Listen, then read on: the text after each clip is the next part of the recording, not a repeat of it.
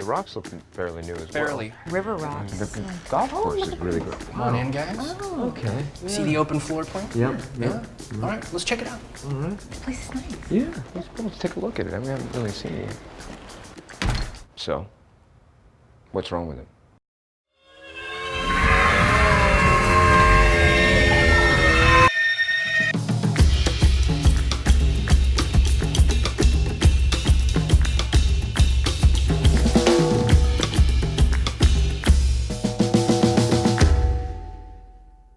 So, Carly. Yes? Welcome to Horrible Imaginings. Thank What's you. it like being here with Walk-In Closet? Oh, I'm excited to be here. It's played a few comedy festivals, and I submitted it to this one sort of on a whim. I didn't know if it was going to be scary enough, so I was really excited just because it's such a different genre than it's played before. So I'm excited to see how it plays with a horror audience. When you look at this, you are both actress and writer on this. Yeah. So talk about bringing both those hats onto this project.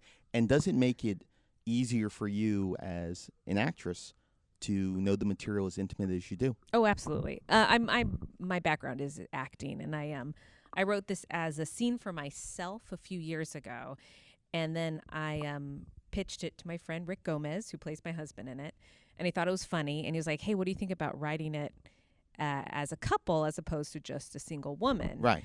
And I was like, yeah, I think I could do that. He's like, write it, send it to me. I think I have some friends who'd be interested in making it. So simple as that. And it was nice, too, because I wrote it.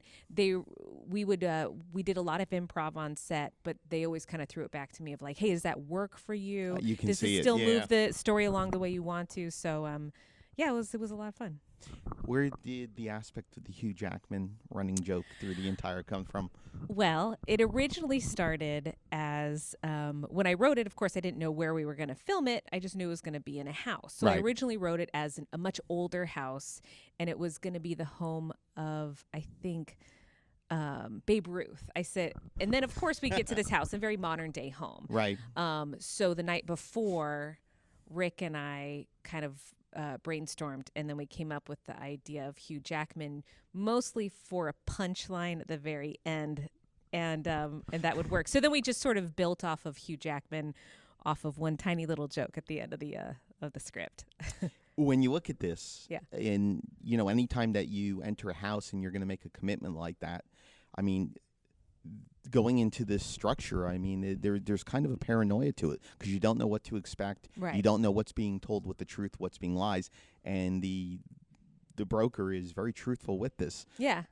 Is there any personal experience that went into writing this? Houses that you've been into, times you met Hugh Jackman? I haven't met Hugh Jackman. I have, though. Oh, yeah. You know? Do you think he'd like it? I think he would, Okay, actually. good. I did originally when I wrote the script. It was sort of an idea of me looking for apartments because a few years ago I was searching for apartments, and that's can be just as much of a pain as house hunting, I'm assuming. So the idea of, is this where I'm going to bring all of my belongings and spend most of my Right. time and spend a lot of money on this? This is a huge decision. I hope it's the right one. And if it's even worse, you're like, I really, really love this place. Please let it be perfect. And then if there's something little off, you're like, is it bad enough for me to change Right. my plans? So, yeah, I think everybody's put in a situation somewhat like that where, you have to make a big decision and, you have to weigh your options. So, Welcome to Horrible Imagine. Congratulations. thank you. I'm Thank excited to you. be here. Okay, so I have a question really for all three of you, which is, in the process of making these movies, was there ever like some kind of problem that came up that made you think that this might not happen, like completing the movie? And, what was that and how did you solve it?